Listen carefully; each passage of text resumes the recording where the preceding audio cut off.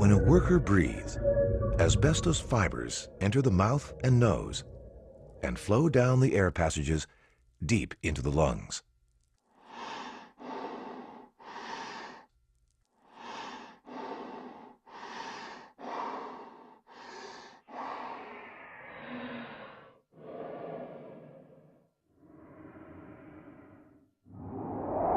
The fibers lodge in the delicate lung tissue where oxygen is absorbed into the blood. Immune system cells try and break down the asbestos fibers and become damaged and die. Scar tissue forms around the dead cells and spreads as more fibers embed in the lungs. Asbestos fibers can remain in the lungs for long periods, and the scar tissue that results continues to develop for many years after exposure. Eventually, so much scar tissue develops that the lungs stop working. Since the year 2000, more workers have died from asbestos disease than any other workplace injury. Mesothelioma is a rare form of cancer that lines a person's organs and is the result of lead paint and asbestos exposure and rarely radiation exposure. Smoking does not cause mesothelioma. Throughout the 20th century, millions of tons of asbestos were mined in our country and put in thousands of products. Asbestos was very inexpensive and was used as a filler in cements, drywall muds, brake and clutch linings, roof shingles, gaskets, flooring products, paints, textiles, and insulation. The companies that used asbestos knew as early as 1925 that asbestos was dangerous to the workers, to their families, and to the public. The companies commissioned medical studies that revealed these dangers, but these same companies chose profits over safety and hid these studies.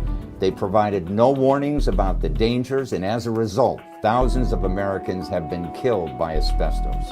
Not only did asbestos manufacturers lie and cover up about the dangers of asbestos exposure, but so did this employer, the City of East Lansing, Michigan wastewater treatment plant.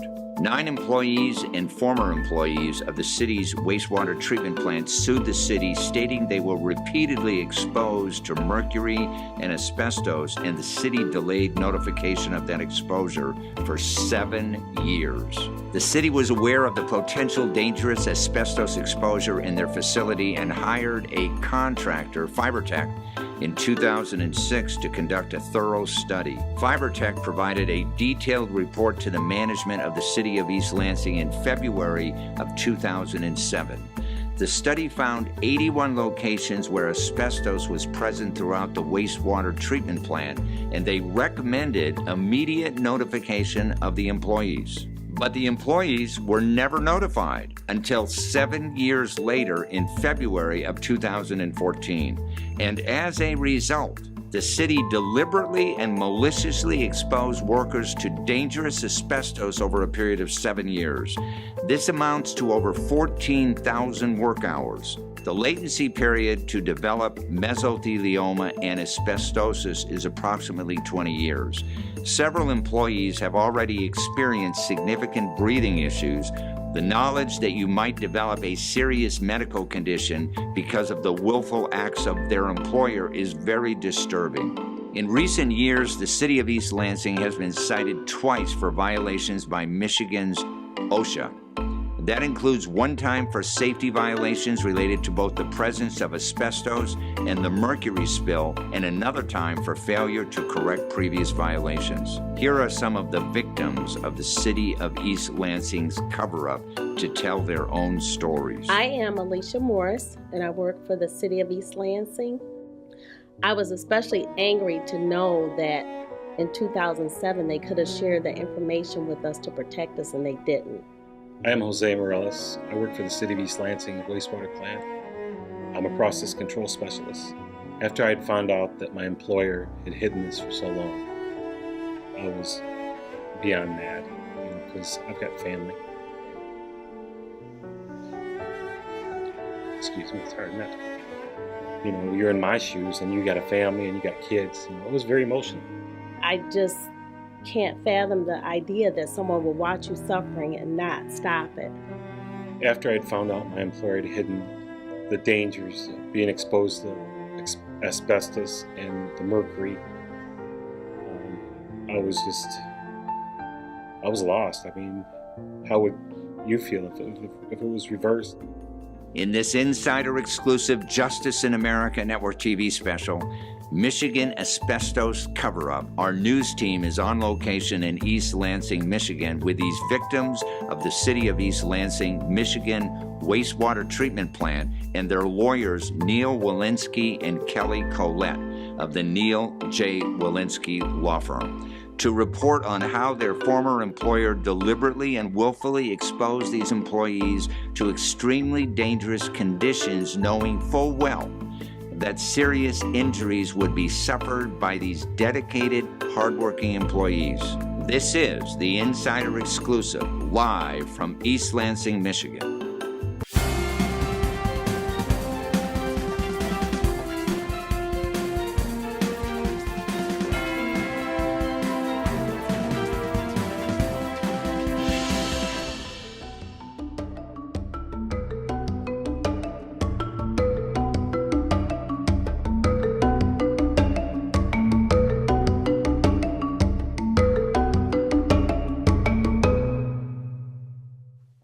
It is my great pleasure to introduce Neal Wilensky and Kelley Collett to the show. Welcome to the show, guys. Hi, thanks for having us. Thank you.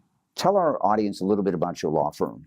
What do you primarily specialize in? We do workers' comp, personal injury, medical malpractice, and Social Security disability, and then Kelley does criminal work in addition.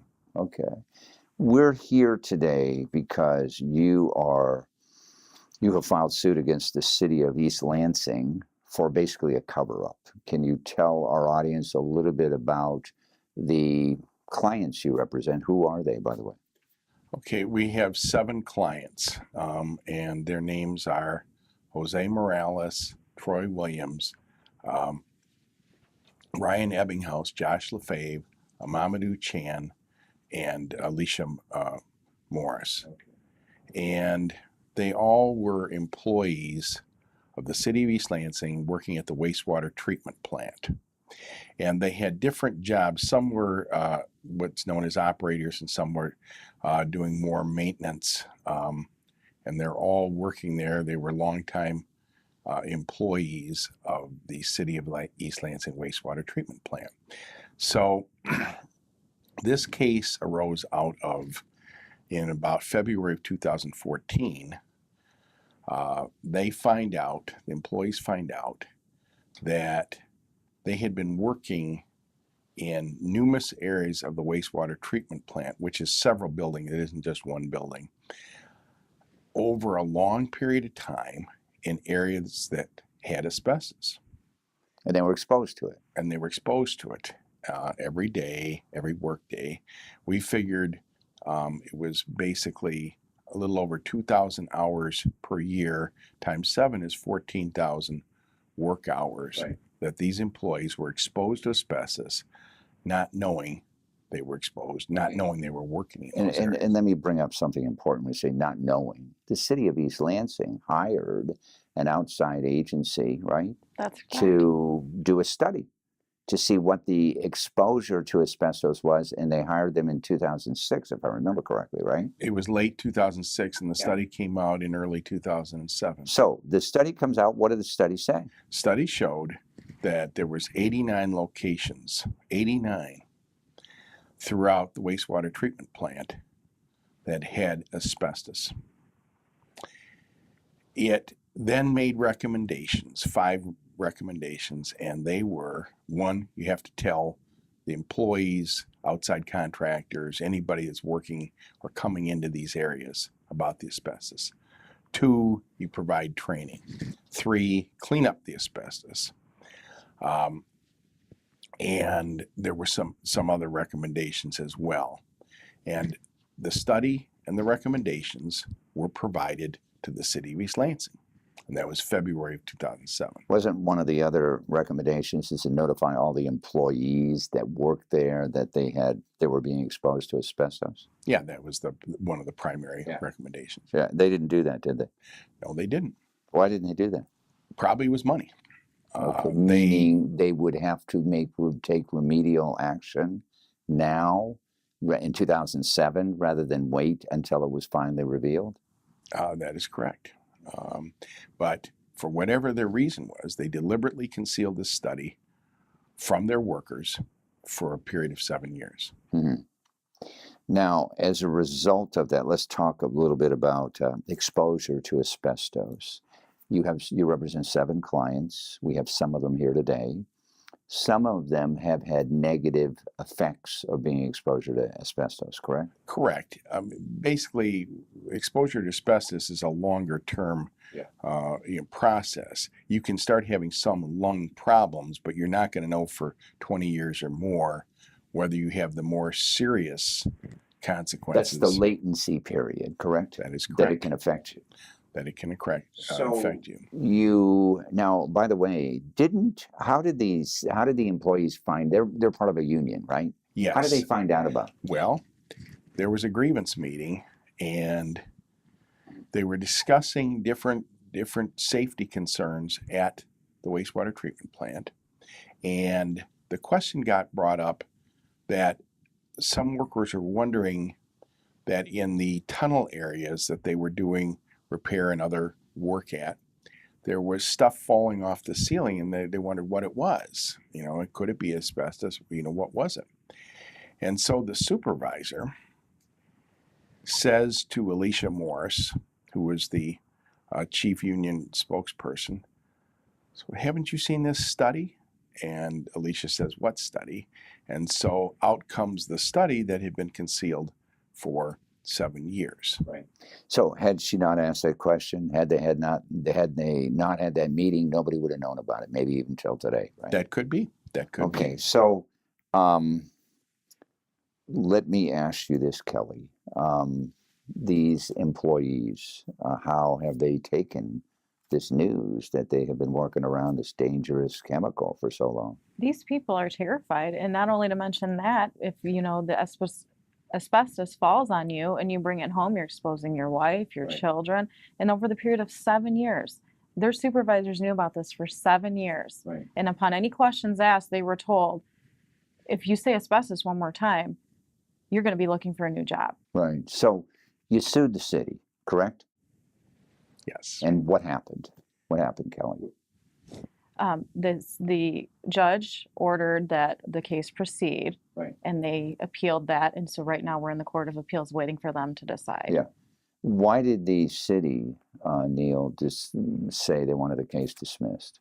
What were the grounds? Their grounds were immunity, and they said that we did not meet the threshold for intentional tort. What does that mean to the lay people who are watching this? All right, what it means is these are employees, so you don't have a general right to sue your employer in Michigan. Right. So, but there's an exception, and the exception is intentional tort. Mm-hmm. All right, and what that means is if the employer commits a deliberate act and an injury is certain to occur, and they willfully disregard this, then employees can sue. Mm-hmm. So what city is saying is we didn't meet that threshold because it's a high threshold. And lastly, they said nobody had any physical injury. So they've appealed on 3 grounds. The case has been at the Court of Appeals since October of 16. Yeah. Oral argument was February 14th of this year, and we haven't heard yet. Okay, so when you say, let's address this, there is one of your clients who does show some effects of exposure to asbestos, right? And we're going to talk to him later. Yes, Troy Williams has some lung problems, and he's tested positive for some things. Well, right now we are going to bring on some of your clients so we can hear directly from the horse's mouth how they experience this horrible situation. So let's bring them on right now. It's my great privilege to introduce Alicia Morris to the show and Troy Williams. Welcome to the show. Thank you.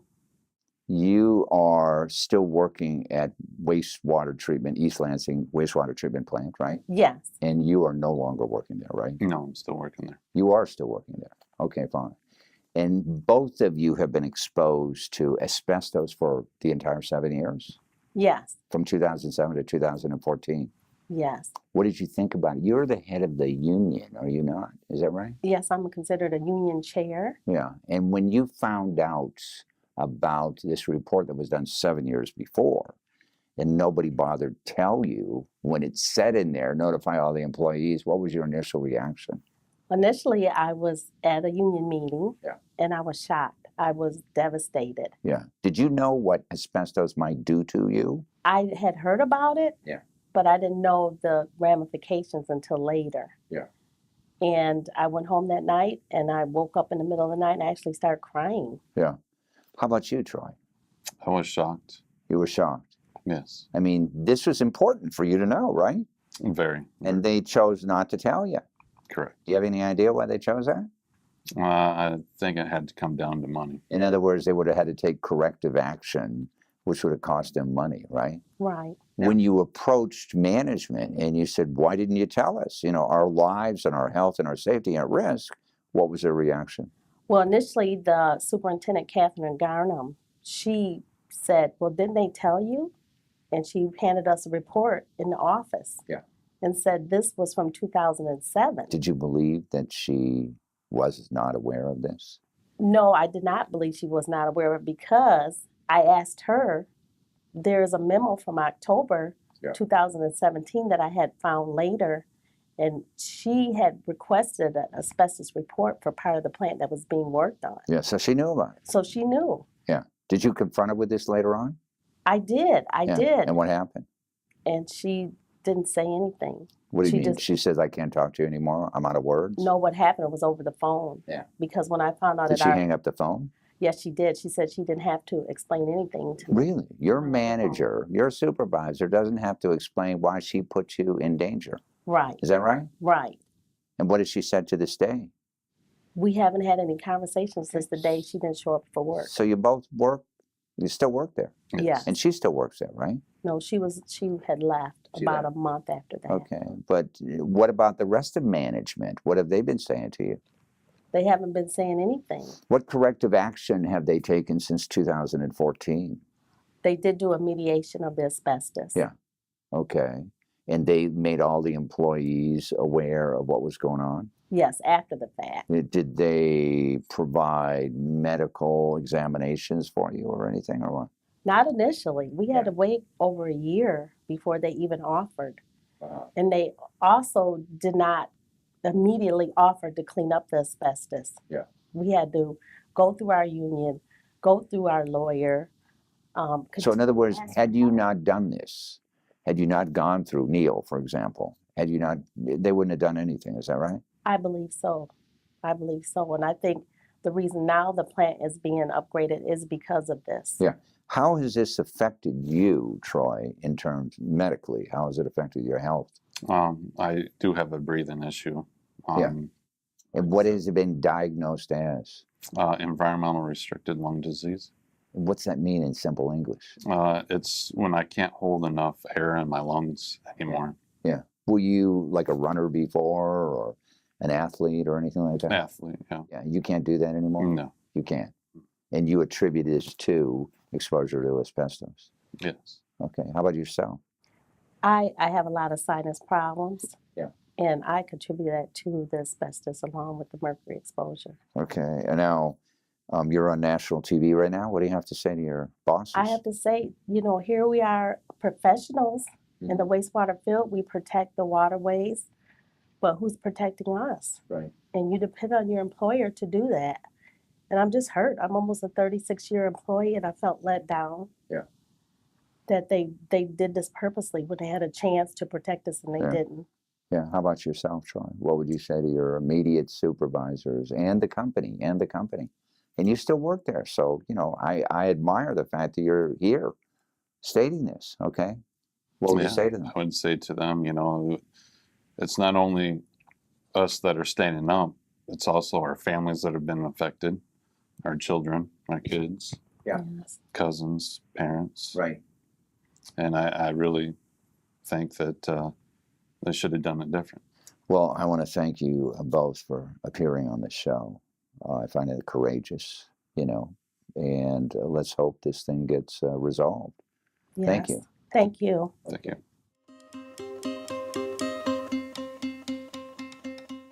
My great pleasure to introduce Jose Morales and Kim Hopkins. Welcome to the show. Thank you.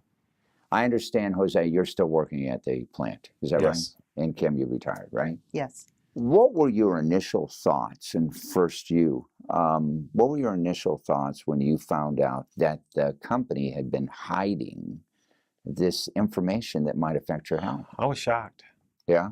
because Were you worried? I was extremely worried. Yeah. I mean, What is your job there? I'm a process control specialist. And does that mean you walk around the plant a lot? So you're in daily contact with this stuff, right? Operations and lab, we Yeah. do a bit of everything. Yeah. Now you're retired, but what was your job there? The same. Process Same. specialist. So you were constantly Yes. in interacting with all elements of the plant. Is that right? Yes. What did you go to management and what did you say? Well, I just, I'd heard rumors and I asked, is this true? What happened? And first there was denial about it, and Even though there was a report, even though there was a did you ever report. go to the people who denied that there was a report or that they knew anything about it Yeah. and say, hey, here's the report?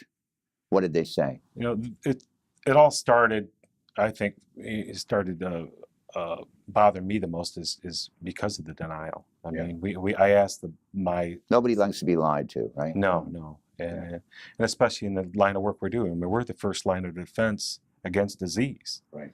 We're protecting the downstream users, the aquatic life. And Michigan has been in the news for water problems, right? So here Exactly. you are in East Lansing, probably more on guard to protect the water, and they're not protecting you. The managers are not protecting you, right? Did you ever feel at any time that your job was in jeopardy when you were complaining? Legitimately. Yes, of course. And did anybody ever threaten you?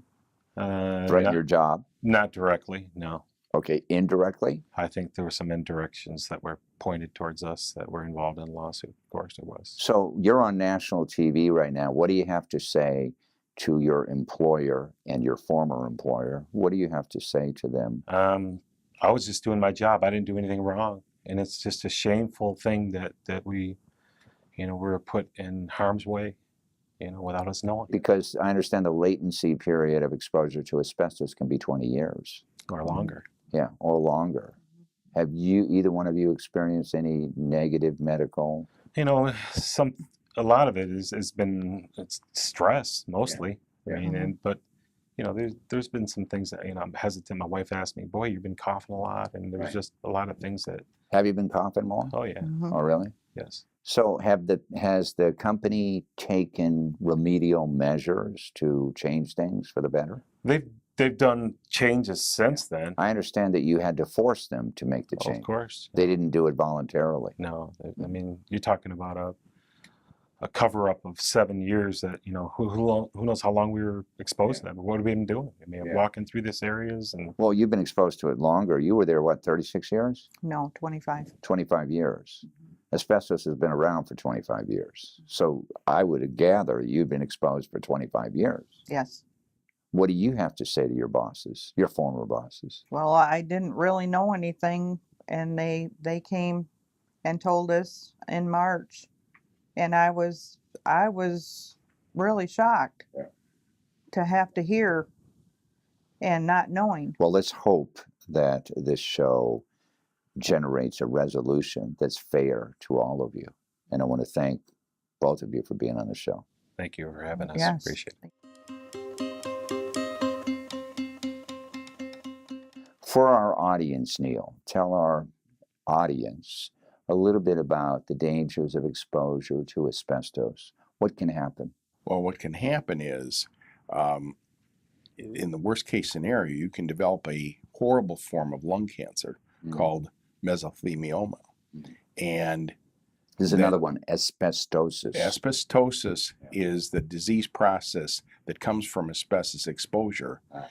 And it is debilitating and it's bad, but if it's in its worst stage, then it's a cancer and it's fatal. Right. And the unfortunate, going back to the latency period, is roughly 20 years. So for 20 years, you don't know if you're going to have asbestosis. Yeah.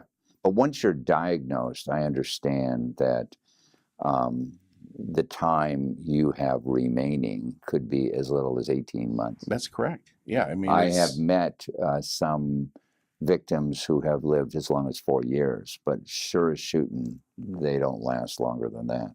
It's a very, if you have that disease, it's a horrible disease.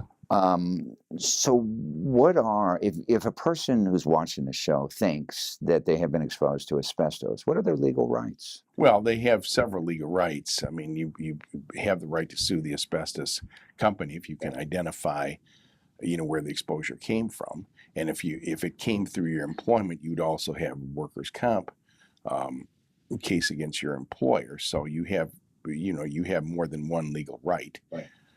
If you were exposed. What factors determine the compensation in these type of cases? Well, the extent of your injury, whether you lost time from work, how bad your breathing is, all of those would be criteria in determining damages. Is it true that when you file a case where mesothelioma is involved, you file it in federal court, correct? Correct. And isn't it expedited because the time remaining for many of these victims is not that long? They expedite the case? Well, I think they try to. Okay. Yeah. So in your case against East Lansing, basically, there has been delayed here while procedural hurdles are trying to overcome, right? That is correct, yeah. Which is really detrimental to the people who may suffer from exposure, correct? It is, and it's been very frustrating because we want to bring this case to trial. What are your parting words to our audience regarding the conduct of East Lansing the City of East Lansing, as well as to anybody else who may have been exposed at that particular wastewater treatment plant? To deliberately conceal something so dangerous for over 14,000 work hours is just, it's shameful, it's wrong, it's horrific. There's deposition testimony where different supervisors said we would never do this, we would never expose people that, but yet they did it. And I feel for anybody who was exposed during those periods of time. Right. And hopefully with this show, they might get some sort of legal satisfaction. I want to thank both of you for being on the program. Thank you for having us. And we hope this gets resolved. Thank you. Thanks for joining us. You can get more information about our guest and the issues at insiderexclusive.com.